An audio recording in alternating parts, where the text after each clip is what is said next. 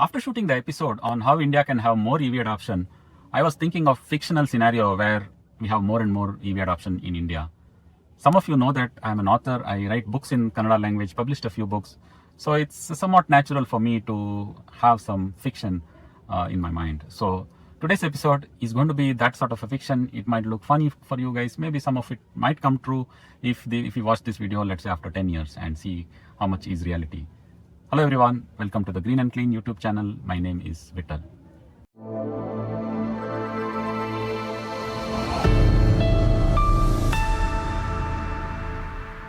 Before I start, if you're new to the channel, please subscribe, please like the videos, please share the videos and help pass awareness about EVs.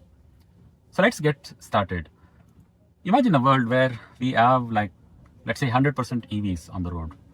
It might happen in 10 years, it might happen in 15 years, or it might not happen at all. But just imagine for the time being that every single vehicle that is flying on the road is EV. Doesn't matter how practical it is, doesn't matter how feasible it is, but just imagine every vehicle is EV. Then what might happen? So I made a list here that came to my mind.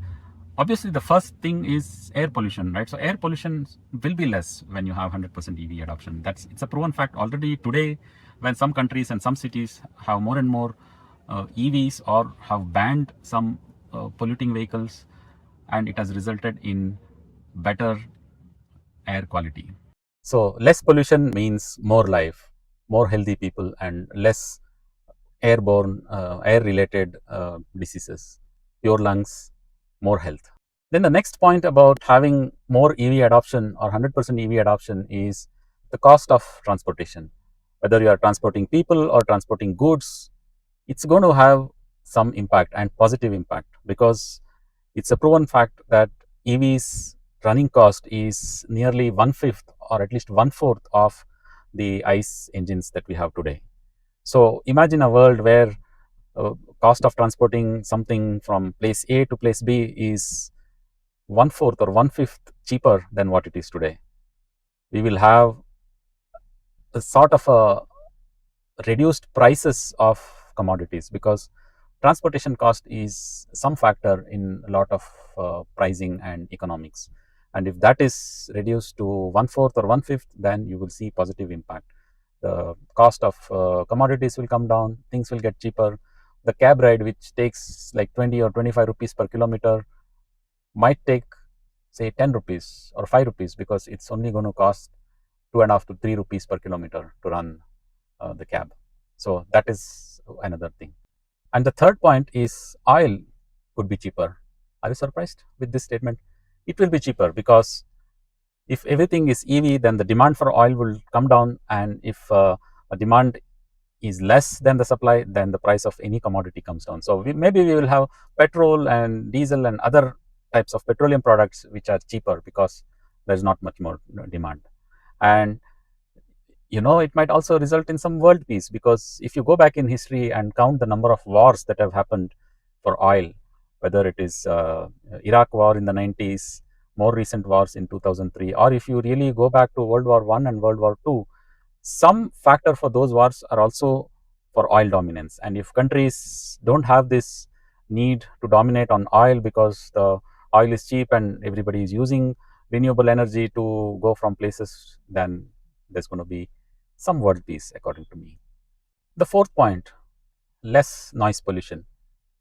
If you are somebody who have stayed in a house right next to a road which is busy, and you constantly hear vehicles moving here and there with a lot of noise, you know what I'm talking about. And when everything is EV, the noise is going to be a lot lesser. Of course, there's going to be tire noise, there's going to be honking if people don't improve the bad habit of honking, but just the noise of engine and the cranking of the engine is not going to be there. So there's going to be less noise pollution, so more quiet world to live in. And imagine when we have like 100% EV adoption and the battery technologies have improved vastly. What if we have a battery that can give you like 2000 kilometers of range? This may sound ridiculous right now, because we are talking about 400, 500 kilometers of range, or maybe 600 kilometers of range right now in our common vehicle. But 10 years down the line or 15 years down the line, we were talking about 70 and 100 kilometers of range, and today we have come to 500. So it is quite possible that 500 today might be 2000 tomorrow, 2500, 3000 kilometers of battery range. And if that happens, then you have no range anxiety, no charging anxiety. Probably we don't need so many public chargers after all, because nobody is going to drive like 2000, 3000 kilometers in one stretch and not return back home, right? So the public charging infra, I don't know if the battery efficiency improves and we get such long range vehicles, then it's going to be another positive thing. Next point, the V2G or vehicle to grid features. Most of the cars, when we have 100% EV adoption, will have vehicle to grid feature. That means your car can supply the excess power that is stored in the battery back to the grid. So maybe there will be more participation and more incentive for your cars to be on the grid, so that when the grid has more demand on the power, it can take power from your car, which is excess, and give it to somebody else, right? So V2G might have a completely new scenarios, new equations when most cars and most vehicles can have this feature. So the charging and discharging could just go back and forth between the grid and the car. And another crazy thought, which I do already with my car.